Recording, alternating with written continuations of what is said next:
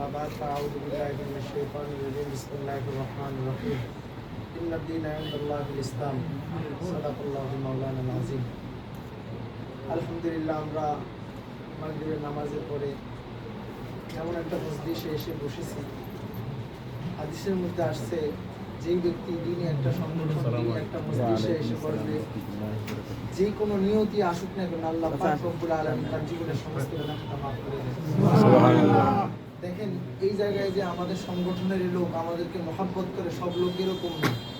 কিছু লোক এই জায়গায় আসতেও পারে, কি বলতেছে একটু শুনি, কোনো বিরোধিতা করা যায় কিনা, হ্যাঁ একটু শুনি।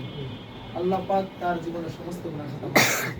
যে কোনো নিয়তে আসুক না কেন এমন একটা সংগঠন আসলেই কি গুনাহ মাফ হয়ে যাবে, এমন একটা সংগঠন। ইসলাম দেশ মানবতার অতন্ত্র প্রহরী ইসলামী ছাত্র আন্দোলন বাংলাদেশ 13 নং দক্ষিণ ইউনিয়ন শাখার পক্ষ থেকে সকলকে শুভেচ্ছা ও অভিনন্দন। আমরা কাজ করি তিনটা বিষয়: ইসলাম, দেশ, মানবতা। ইসলাম যেই জায়গার মধ্যে আছে, ইসলামকে রক্ষা করার জন্য যত রকমের কাজ আছে আমরা সব কিছু করি। ইসলামকে রক্ষা করার জন্য যত অন্যায় অবিচার আছে এগুলাকে আমরা উৎখাত করতে হবে। ইসলামকে দেশের মধ্যে প্রতিষ্ঠিত করতে হলে অন্ধকার দূর করতে হবে। ইসলামকে দেশের মধ্যে প্রতিষ্ঠিত করতে হলে যত খারাপ কাজগুলো আছে এগুলো দেশের মধ্যে থেকে কি করতে হবে, দূর করতে হবে। এই জায়গার মধ্যে আমরা কি করি, কাজ করি দেশের জন্য, দেশের স্বার্থে। যেই জায়গার মধ্যে দেশের স্বার্থ আছে ওই জায়গার মধ্যে আমরা কাজ করি। যেই জায়গার মধ্যে দেশের ক্ষতি হবে ওই জায়গার মধ্যে আমরা কি করি না, কাজ করি না। যেই জায়গার মধ্যে দেশের ক্ষতি হবে ওই জায়গায় আমরা কি রুখে দাঁড়াই। এখানে বাংলাদেশের বর্ডারে সীমান্তে আমাদের যেই বিজিবি সদস্যদেরকে মারা হয়, এই জায়গায় সর্বপ্রথম আমরা আন্দোলন করি। আমাদের বাংলাদেশের যত অন্য ভারত থেকে যত আক্রমণ হয় এই জায়গায় আমরাই সর্বপ্রথম কি করি, আন্দোলন করি। দেশের স্বার্থে যত ভূমিকা রাখে আমরাই সর্বপ্রথম কি আন্দোলন করি। ইসলাম, দেশ, মানবতা, আমাদের মধ্যে মানবতা থাকতে হবে। দেখেন আমরা একটা সংগঠনের মধ্যে জড়িত। এই সংগঠন যদি একটা সংগঠনের মধ্যে মানবতাই না থাকে তো কোনো সংগঠন হতে পারে না। এই সংগঠন এমন একটা সংগঠন যার মধ্যে কি আছে, মানবতাও আছে। দেখেন ইসলামী ছাত্র আন্দোলন বাংলাদেশ সাহাবায়ে কেরামের অনুসরণ, সাহাবায়ে কেরামের অনুসরণ করে ইসলামী ছাত্র আন্দোলন বাংলাদেশ। আল্লাহ রসুলের অনুসরণ করে কি ইসলামী ছাত্র আন্দোলন বাংলাদেশ। আপনার ইসলামী আন্দোলন দরকার নেই, চরমনে আপনার দরকার নেই, অন্য দল করেন কিন্তু ন্যায়ের পথে থাকেন, সত্যের পথে থাকেন। এমন একটা দল করেন যেই দলটা সত্য কথা বলে, এমন একটা দল করেন যেই দলটা বাতিলের বিপক্ষে সবসময় কথা বলে, এমন একটা দল করেন যেই দলের প্রধান ব্যক্তিত্ব যারা আছে সবাই ইসলামের পথে আছে, এমন একটা দল করেন যারা নামাজ পড়ে, এমন একটা দল করেন যারা চুরি করে না, এমন একটা দল করেন যারা ডাকাতি করে না। ঠিক দেখেন, বিশ্বাস করবেন না, একটা 7 বছরের একটা ছেলে, পরশুদিন আমি গিয়েছি 7 বছরের একটা ছেলে দেখি অটোর মধ্যে বৈশা বৈশা বিড়ি ধরাইতেছে, মানে গ্যাস লাইটটা 4-5 বার চাপ দিছে কিন্তু ছোট তো ধরাইতে পারে না। এর হাতে বিড়ি ধরাইছে কি আমরা ধরাইছি? আমরা এমন একটা আদর্শ, আমরা আমাদেরকে যে দেখবে আমরা চুরি করব, কেউ বলবে যে আমরা চুরি করব, আমরা জেনা করব, খুন খারাপি করব। এই ছেলে 7 বছরের ছেলে বিড়ি খায়। পরে আমি যাই বসলাম তার পাশে, যে ভাই এটা কি খাইতেছো? এটা না খাই তুমি টাকাটা পুরা ফেলো, এটা কি খাইতেছো তুমি? এই যে আমাদের ছেলেদেরকে কারা শিক্ষা দিচ্ছে? আপনাদের যত ছেলে সন্তান আছে ছাত্র আন্দোলনে অংশগ্রহণ করান, আদর্শবান এক যুবক হবে, এক নেতৃত্ব দিবে এই সমাজের, যে খারাপ হবে না, বাবা মাকে কষ্ট দিবে না, খুন খারাপি করবে না, আরেকজনের মেয়েকে নিয়ে ভাইগা আসবে না। আলহামদুলিল্লাহ আমরা কাজ করতেছি।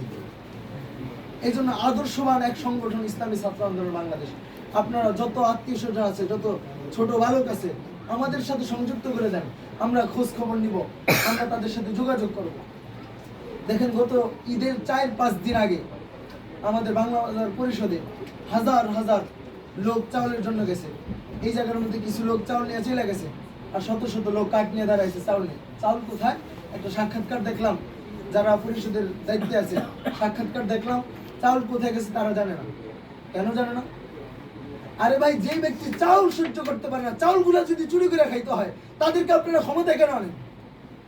আরে ভিক্ষা করলেও তো সকাল থেকে বিকাল পর্যন্ত ভিক্ষা করলেও তো এতগুলা চাউল পায় নাকি? ঠিক। আজকে আমার বাড়ি যদি ভিক্ষা করতে একজন যায়, আমি যদি 1 পোয়া চাউল দিতে, আমার ছোট বোন কয় না 1 পোয়া চাউল কি দেয়? আর আমি এখন ভিক্ষা করতে চাই, লোকেও আধা কেজি 1 কেজি চাউল দেয়, ভিক্ষা করে খাকে কইছে রাজনীতি করতে। যাদের রাজনীতি, যাদের পেশা, তাদের দুর্নীতি তাদের মূল লক্ষ্য, দুর্নীতি করেই তারা খায়। এই জন্য দোষ কিন্তু আমাদের। দোষ কাদের? আমাদের। আমরা যদি তাদেরকে ক্ষমতায় না নেই, তারা ক্ষমতায় যায় কিভাবে? আমরা এই জায়গার মধ্যে বসছি, এই একটা ভালো একটা পরিবেশ, বললাম তো এই জায়গার মধ্যে যারা আসছেন, যেই নিয়তে আসছেন, আল্লাহ পাক আপনাদের জীবনের সমস্ত গুনাহ খাতা মাফ করে দেবেন। কিন্তু ওই দলের মধ্যে এই জায়গা থেকে যদি ওই জায়গায় একটা মিছিল যায়, আবার তাদের পিছে পিছে দৌড়ান। কেন?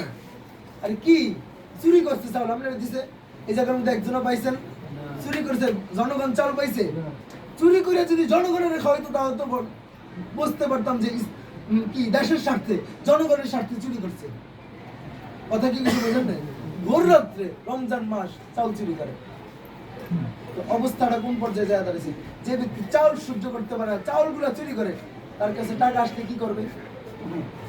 রাস্তার বাজেট আসলে কি করবে? সব পকেটে নেবে। আরে না, পকেটেই দি দেয়, নেই কেমনে? পকেটেই দি দেয় টাকাটা, চেক তো দিয়া দেয়, ব্যাংকে দিয়া দেয়। যে ব্যক্তি পরিশোধের তখন ভোর রাত্রে চাউল চুরি করতে পারে, যদি চেকটা তার ইয়াতে দিয়া দেয়, তাহলে কি হবে? কথা কি কিছু বুঝতে পারছেন? একজন আপনাদের এই ইউনিয়নের এই ওয়ার্ডের যদি একজন প্রতিনিধি, একজন ওলামায়ে কেরাম আপনারা নেতৃত্ব দেয়, ঠিক 5 ওয়াক্ত নামাজ পড়ায় কে? এই মুসলিম নামাজ পড়ায় কে? মানান সাহেব। ইমাম সাহেব। যখন ইমাম সাহেব আল্লাহু আকবার বলে আমরা হাত বাঁধেন না, রুকুতে যায় যান না, কেন যান? ইমাম সাহেব যখন রাস্তায় যখন ঝাঁপিয়ে পড়ে, আপনারা তো পিছনে থাকেন না। নেতৃত্ব দিব তো এই সব লোক যারা চুরি করবে না, অন্যায় করবে না। যদি চুরি করতে আপনারা দিতেন মসজিদে?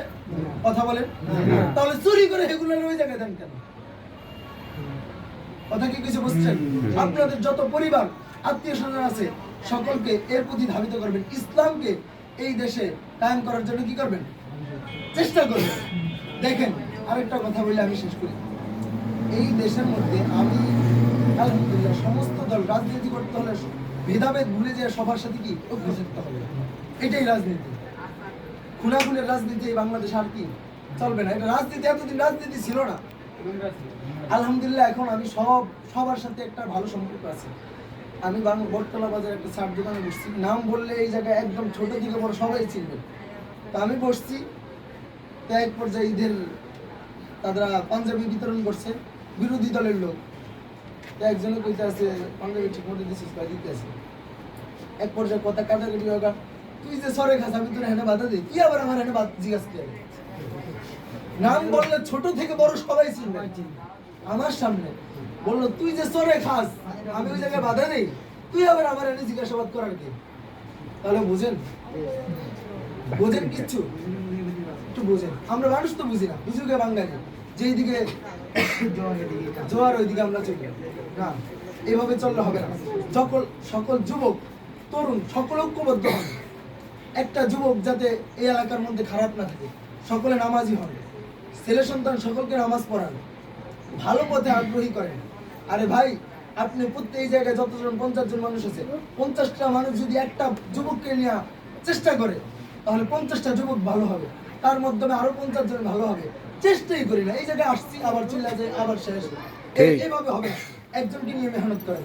শুনতে ভালো লাগে, লিখে শুনি। আমার নাতিকে একটু আমি ঠিক করব, আমার ভাতিজা আছে তাকে আমি একটু ভালো পথে নিব।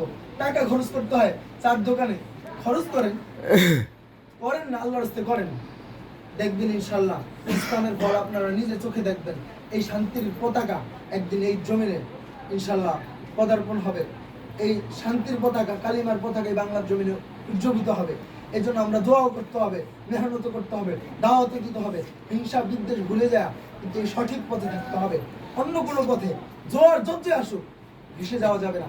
কিন্তু এই জোয়ারের সাথে যারাই মজবুত হয়ে দাঁড়াবে, একসময় তারাই পুরা ইউনিয়ন, পুরা দেশকে তারাই লালন করবে, তারাই নেতৃত্ব দিবে।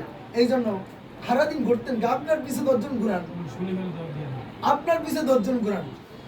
কথা কি কিছু বুঝছেন? আপনি কে ঘুরতেন, আপনার পিছে 10 জন ঘুরান। চেষ্টা করেন, নেতৃত্ব দেন, নেতা আপনিও হন। প্রত্যেকটা ব্যক্তি যদি নেতা হওয়ার স্পৃহা তার মধ্যে থাকে, প্রত্যেকটা যুবক যদি বলে আমি নেতা হব, আমার পিছেই 10 জন থাকবে, আমি 100 টাকা খরচ করবো প্রতিদিন, আমার পিছে 10 জন ঘুরালে আমি ঘুরবো। আমরা কি পারি না? এই যুবকরা পারে না? আমরা যুবকরা ঘুরি, দেখি ওই পিছিয়ে করলে তো অন্তত সার করাটা বাস। এভাবে চলবেন। পিছনে ঘুরান, আপনার পিছনে কি ঘুরান।